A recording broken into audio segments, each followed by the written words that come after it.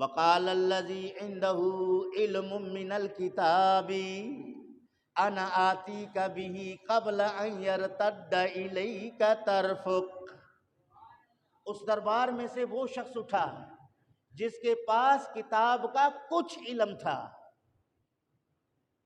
کہا حضور مجھے اجازت دو، میں وہ تخت لے آؤں گا پل مارنے سے پہلے پہلے، آنکھ جھپکنے سے پہلے پہلے۔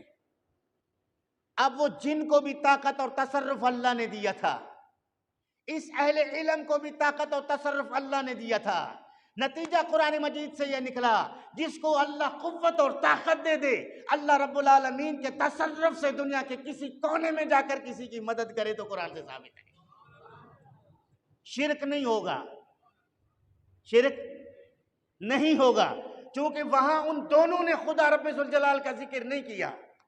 اس نے بھی کہا میں لے آؤں گا، اس نے بھی کہا میں لے آؤں گا، چونکہ وہ ذاتی ان کا تصرف نہ تھا، وہ بے اذن اللہ تھا۔ اگر بے اذن اللہ اللہ رب العالمین کا بندہ دنیا میں کسی کی مدد کرے تو وہ مدد کرنا جائز ہے۔ یہاں یوسف علیہ السلام کے بھائیوں نے یوسف علیہ السلام کو کنویں میں ڈالا، یہاں رسی کاٹ دی، وہاں رب نے جبریل کو حکم دیا، جبریل سدرۃ المنتہا سے پرواز کرتے ہوئے کنویں کے تہہ میں پہنچنے سے پہلے پہلے یوسف علیہ السلام کو اپنے پروں پر لے لیا۔ اتنی تیز رفتاری کے ساتھ جبریل بھی تو اللہ نہیں ہے نا، جبریل کون ہے؟ مخلوق ہے، اللہ رب العالمین کا مخلوق ہے۔ اگر رب ذوالجلال اس سے قوت سلب کر دے، جبریل کی کوئی طاقت ذاتی نہیں ہے، اللہ کی ہے، اللہ کی عطا ہے۔ پتہ چلا کہ رب ذوالجلال کی عطا سے اللہ رب العالمین کے برگزیدہ بندے اگر یہ تصرف کر دیں تو جھٹ پھٹ مولوی کو شرک اور کفر کا فتویٰ نہیں لگانا چاہیے۔ ہاں ذاتی طور پہ کوئی دعویٰ کرتا ہے تو باطل ہے، ذاتی قوت کسی کو نہیں ہے۔ میں دیکھ رہا ہوں تو اللہ کے اذن سے دیکھ رہا ہوں، آپ دیکھ رہے ہیں تو اللہ کے اذن سے دیکھ رہے ہیں۔ اللہ نے اس کو وسیلہ آنکھ کا بنایا ہے، لیکن قوت اللہ کی، یہ تصرف اللہ نے دیا، دیکھنے کا، سننے کا، بولنے کا، پکڑنے کا، چلنے کا، سونگھنے کا، کھانے کا، زندہ رہنے کا، قوت اٹھانے کا، بھاگ دوڑ کرنے کا، کام کرنے کا، یہ ساری قوتیں اللہ رب العالمین کی طرف سے ہیں۔ اگر کوئی ان میں سے کسی ایک کے متعلق ذاتی کی بات کرے تو وہ باطل ہے۔ ذاتی قوت کسی کی کچھ بھی نہیں ہے، سب خدا کی طرف سے ہے۔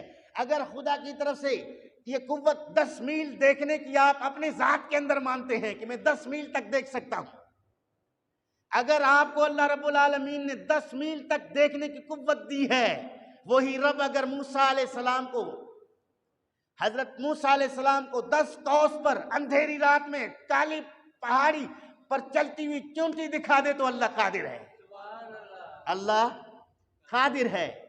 حضرت محمد مصطفیٰ صلی اللہ علیہ وآلہ وسلم زمین پر کھڑے ہو کر کہہ دے کہ میں عرش اعظم پر قلم کے چلنے کی چرچراہٹ کو سن لیتا ہوں، تو یہ محمد کریم کو اللہ نے قوت سماعت عطا کی ہے۔ مصطفیٰ کریم کہہ دے کہ میں زمین پر کھڑے ہو کر اس پتھر کی آواز کو بھی سن رہا ہوں جو آج سے 70,000 سال پہلے جہنم میں اسے پھینکا گیا، وہ پتھر چلتا رہا چلتا رہا چلتا رہا، 70,000 سال گزرنے کے بعد آج جا کے وہ کنارے پہ لگا اور اس کی آواز میں نے سنی ہے، تو مصطفیٰ کریم کی سماعت ہے، یہ اللہ کی عطا ہے۔ تو پتہ چلا کہ اللہ رب العالمین کی عطا پر اعتراض نہیں ہونی چاہیے۔ یہ سارے معاملات تصرفات کے قرآن مجید سے موجود ہیں، لیکن مرکز اور محور خدا کی ذات ہے۔ اللہ جس کو جتنا قوت دینا چاہے اللہ قادر ہے، اللہ جتنا قوت دینا چاہے اللہ قادر ہے۔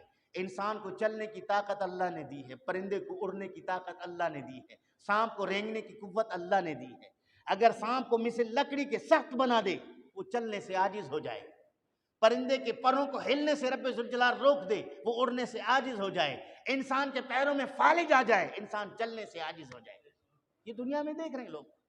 تو اللہ تعالیٰ جل شانہ کی قدرت سے اللہ رب العالمین کے پیاروں کو جو عطا ہوتا ہے اس کا انکار اللہ کی قدرت کا انکار ہے، اس کا انکار اللہ کے قدرت کا انکار ہے۔ یہ ساری باتیں ثابت ہو گئیں، اس پر کسی قسم کا اشکال اپنے عقل سے کوئی کر لیتا ہے تو وہ اس کی